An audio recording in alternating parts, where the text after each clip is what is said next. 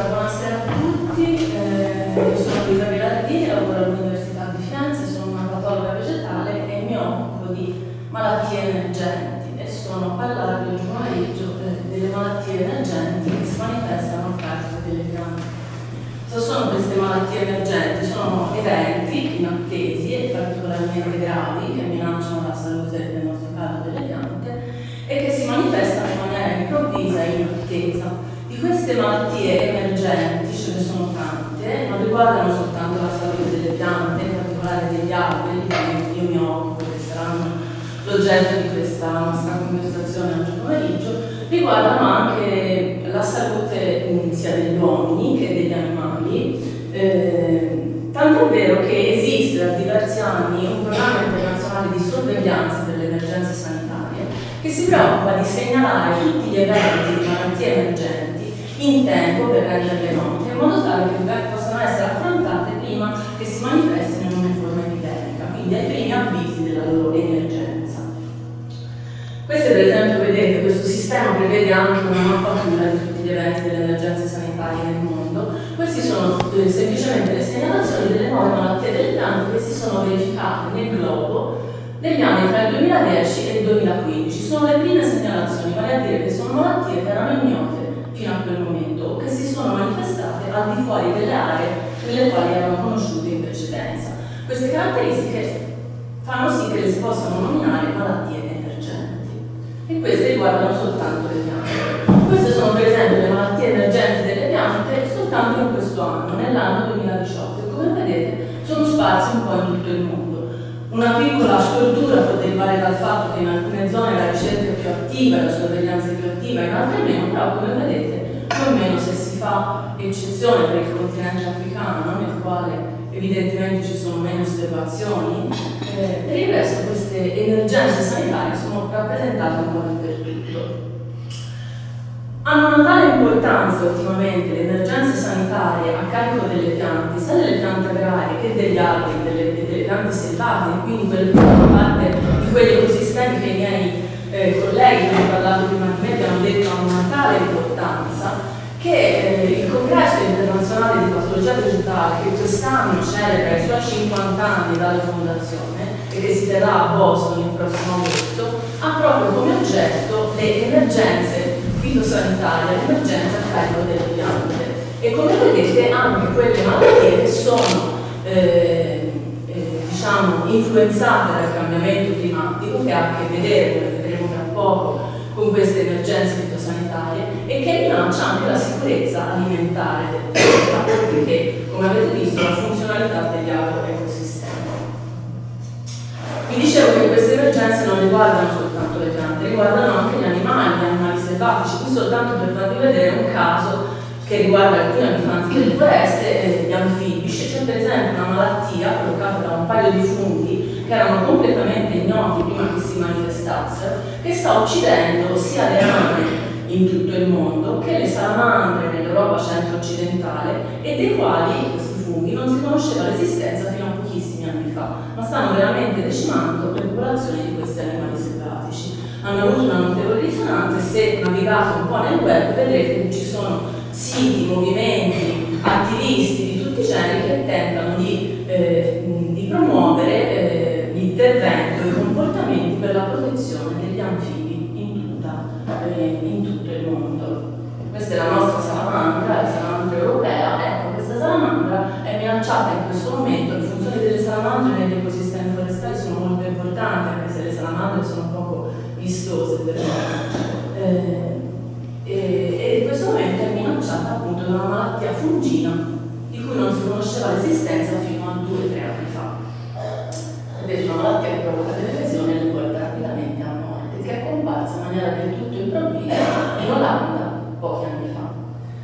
Però ecco, qui vi ho messo invece l'esempio di cosa si parla quando si parla di emergenze fitosanitarie a carico delle piante forestali. Questo è un caso attualissimo, il pino domestico a Castel Porziano, dove degli alberi monumentali stanno morendo e queste morie hanno delle cause che ancora non sono state delucidate. Quindi queste emergenze fitosanitarie sono spesso sotto i nostri occhi, negli ecosistemi accanto a noi, nelle foreste che frequentiamo normalmente, per le nostre uscite, per le nostre passeggiate domenicali. Questa è la tenuta presidenziale di Castel Porziano.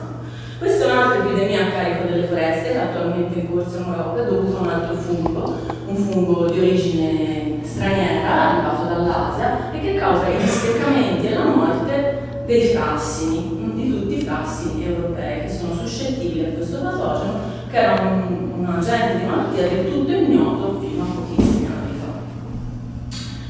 Oppure, insomma, una cosa che conoscono tutti è l'emergenza della xylella fastidiosa in Puglia, quindi disseccamenti dovuti a questo batterio che sono sotto gli occhi di tutti, con conseguenze economiche e sociali che tutti voi avete conosciuto.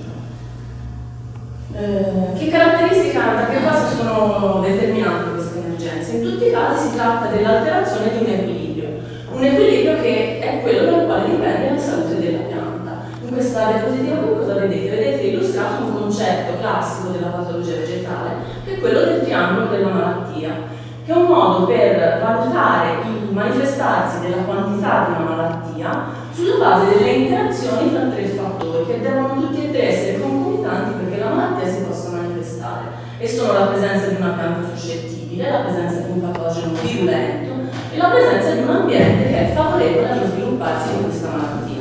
Se queste tre condizioni non concorrono, non sono concomitanti, una malattia non si verifica. Quando si ha un'emergenza fitosanitaria vuol dire che l'equilibrio per il quale non si ha malattia, che è la norma, in qualche modo si è rotto. Che caratteristiche hanno questi cambiamenti che provocano in questo momento tutte queste emergenze sanitarie? Hanno una caratteristica comune di essere dei cambiamenti improvvisi e molto rapidi, molto repentini perlomeno sulla scala dell'evoluzione, quindi di quei cambiamenti ai quali le piante sono abituate continuamente ad adattarsi.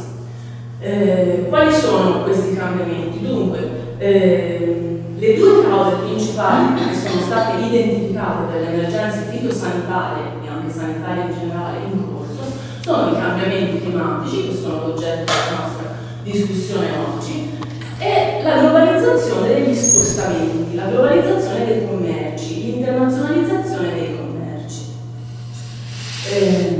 Questa diapositiva l'ho messa per spiegarvi che se ci sono dei cambiamenti ambientali, climatici, repentini su scala evolutiva, come quelli che avete visto nella nostra introduzione di oggi, le piante hanno grosse difficoltà ad adattarsi perché i loro cicli riproduttivi sono molto lunghi.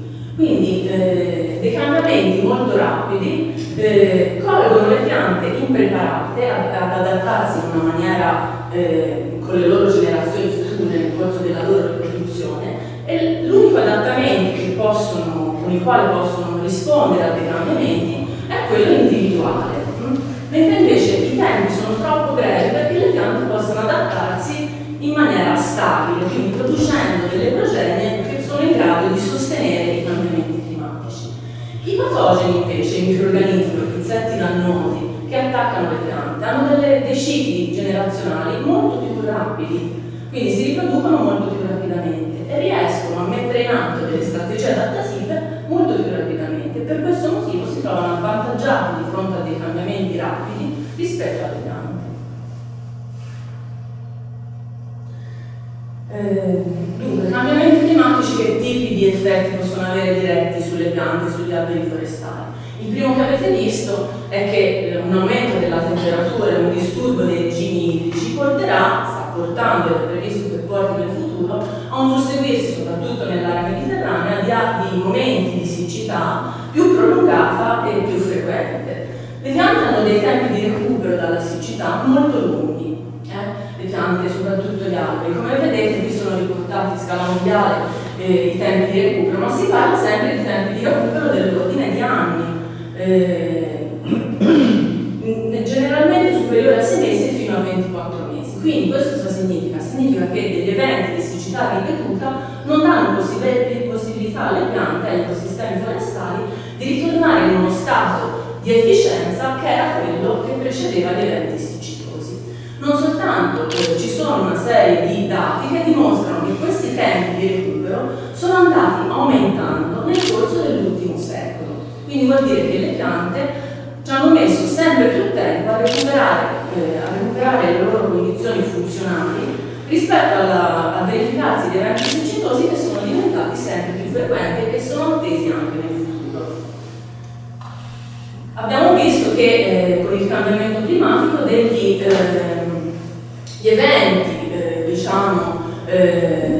eventi estremi diventeranno e stanno anzi già diventando più frequenti e anche più incisivi. Per esempio in Europa le tempeste di vento che sono in grado di abbattere le foreste minando la loro stabilità meccanica sono diventate nel corso degli ultimi decenni sempre più frequenti, e questi sono gli effetti che si vedono, tant'è vero insomma, che ci sono tutta una serie di progetti che tentano di capire come si può gestire il bosco per renderlo meno suscettibile di fronte al manifestarsi di tempeste di vento.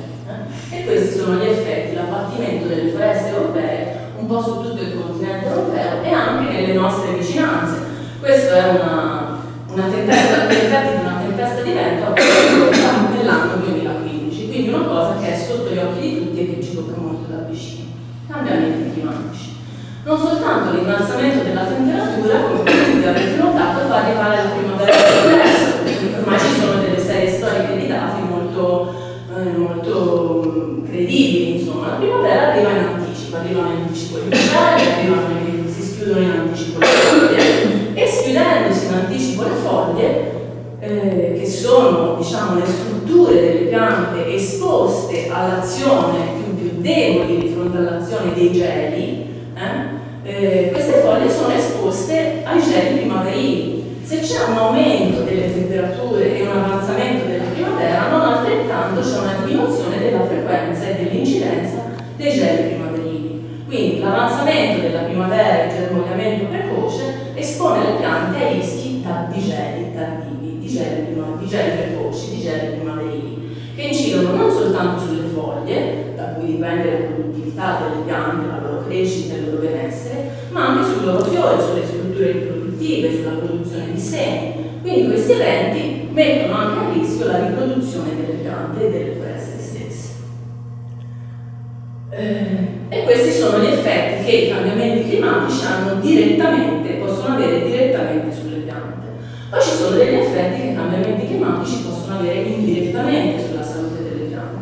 Ovviamente quegli stessi cambiamenti dei parametri ambientali che abbiamo nominato, vale a dire l'aumento di CO2, l'aumento di temperatura, da una parte incidono sulle piante nella maniera che io vi ho mostrato, incidono d'altra parte anche sui microrganismi patogeni. E in che modo incidono? Vabbè, gli effetti possono essere vari e la situazione è abbastanza complessa, però se si vanno a vedere le spore, per esempio, dei funghi fitopatogeni che si possono trovare nell'aria, vedete che in questo grafico c'è la rappresentazione di un captaspore. Le spore che sono nell'aria possono essere catturate e ce ne sono molte centinaia, qui ci sono molte centinaia di generi di funghi che sono presenti normalmente nell'aria, possono essere monitorati e vengono normalmente monitorati dalle agenzie ambientali, perché molti di questi funghi, che sono fitopatogeni in molti casi, hanno anche effetti allergenici, per cui l'ARPAT, le società, insomma le agenzie regionali dell'ambiente fanno il monitoraggio delle spore dei funghi oltre che dei polini nell'aria. Ce ne sono tantissimi. Se si vanno a studiare questi polini e queste spore dei funghi nell'aria, si può vedere se si crea una serie storica. Questa è una serie storica abbastanza piccolina, dagli anni 90 fino ad oggi più o meno, qualche anno fa. Questo è un patogeno vegetale che ha anche un effetto allergenico. Si può vedere come nel corso degli anni i picchi della presenza di questi funghi nell'aria siano andati aumentando, ed è un trend molto vistoso. Questo è per farvi un esempio, ma ce ne sono molti.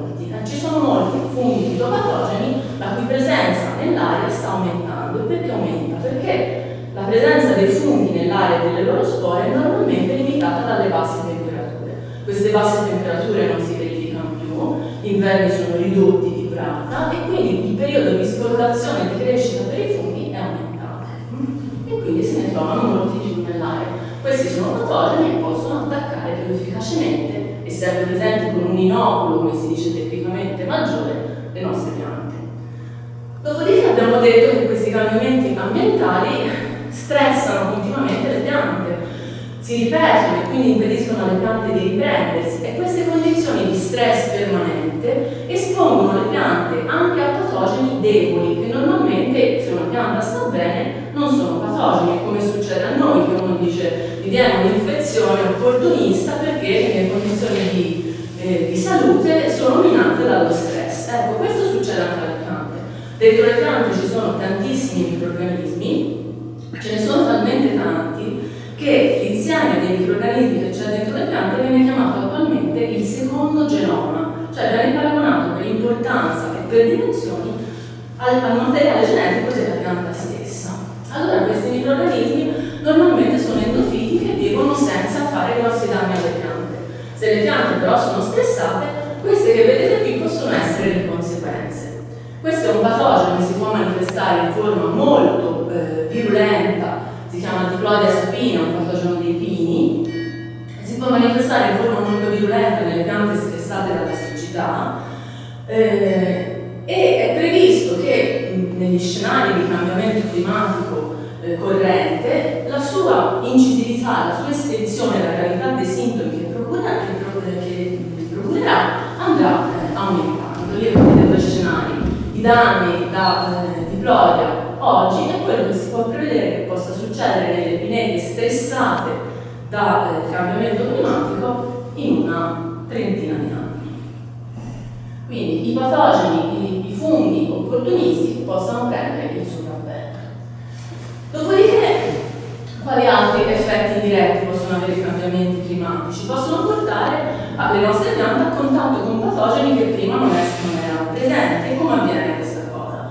È dimostrato che i patogeni fungini si stanno spostando, ma anche tante specie di insetti, si stanno spostando progressivamente dall'equatore verso i poli, vale a dire riscaldandosi il clima, queste specie si muovono verso condizioni climatiche più favorevoli, dove le condizioni diventano sfavorevoli, loro migrano. E quindi verranno in contatto con le nostre piante tutta una serie di funghi, batteri, insetti potenzialmente dannosi ai quali le nostre piante non sono abituate perché non sono coevolute, o come si dice in un termine tecnico, sono degli individui, degli ospiti naif, degli ospiti impreparati. E questo è quello che ci possiamo aspettare, che in parte stiamo già vedendo accadere. E questo per quanto riguarda i cambiamenti climatici molto, molto rapidamente, anche perché penso siamo abbastanza indietro con la nostra agenda.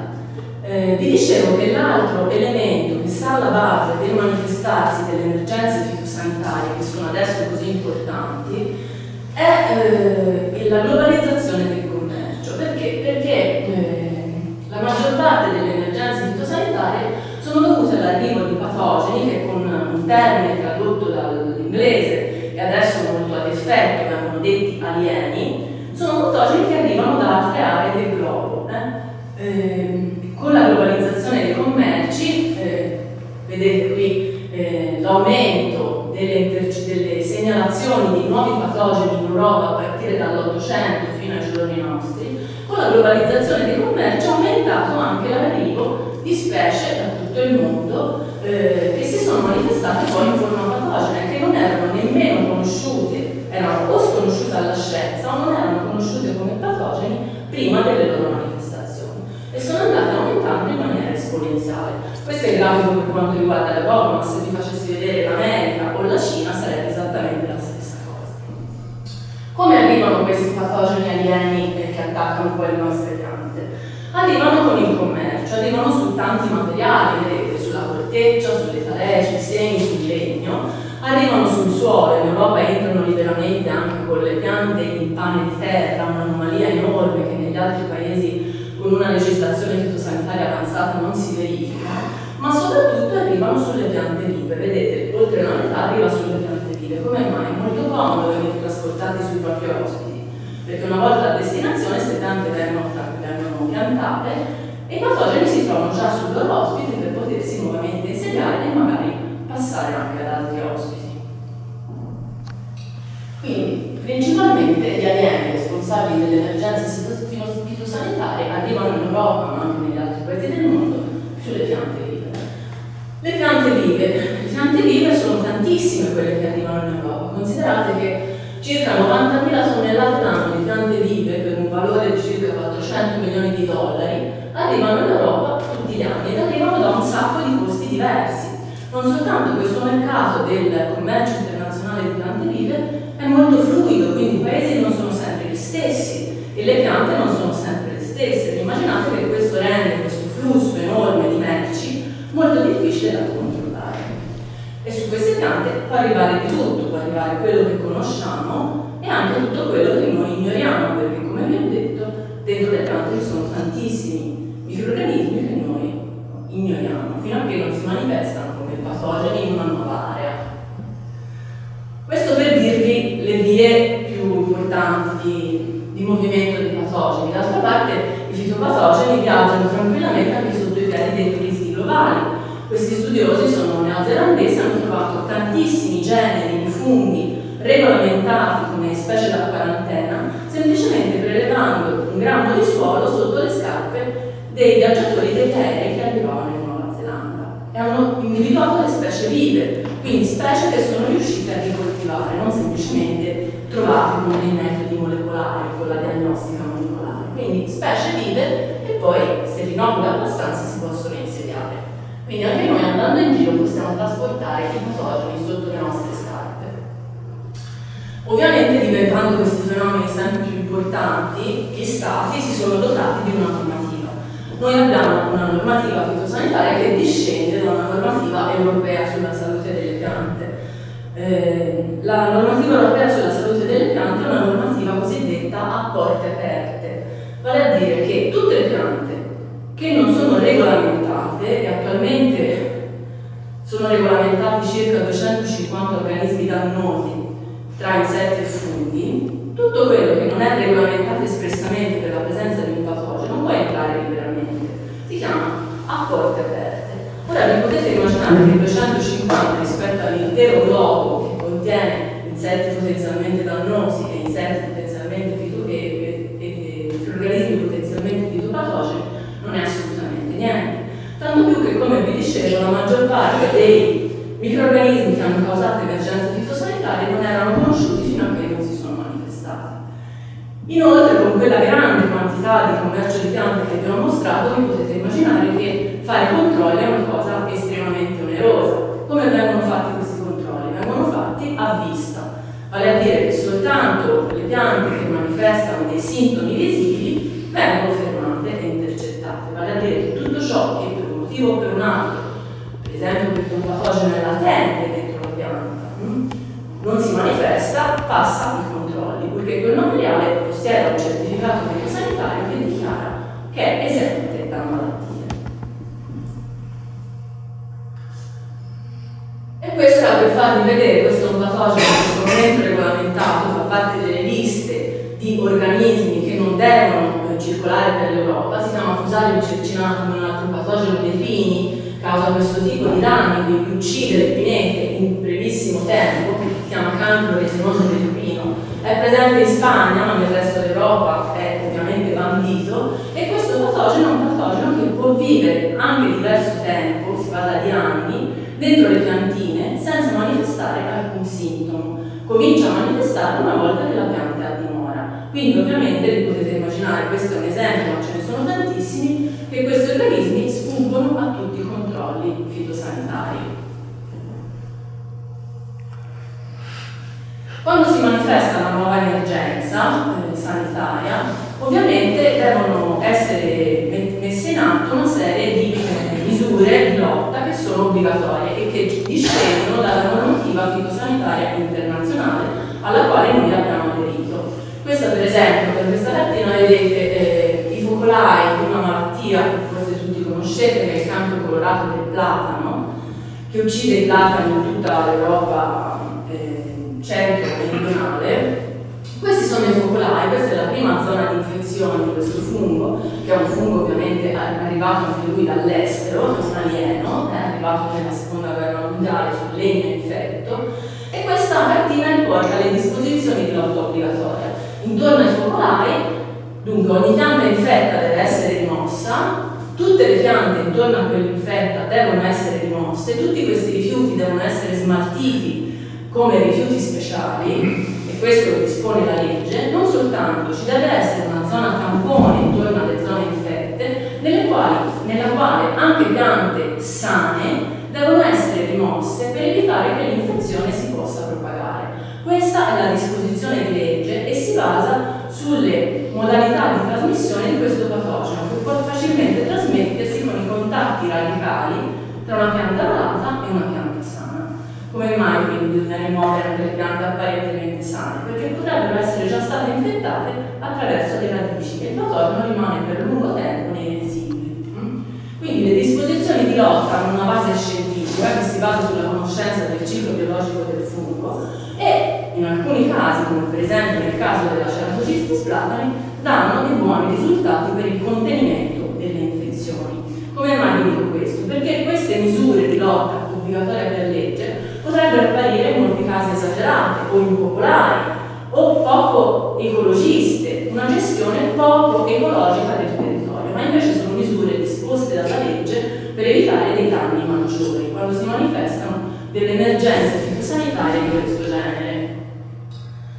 Come mai vi dico questo? Perché l'informazione è una cosa importantissima, l'informazione scientifica, una cittadinanza informata non fa forse una bagarre per l'abbattimento di piante il cui mantenimento significherebbe il rischio di un'espansione di una malattia che una volta che si è insediata in maniera diffusa non è più possibile controllare.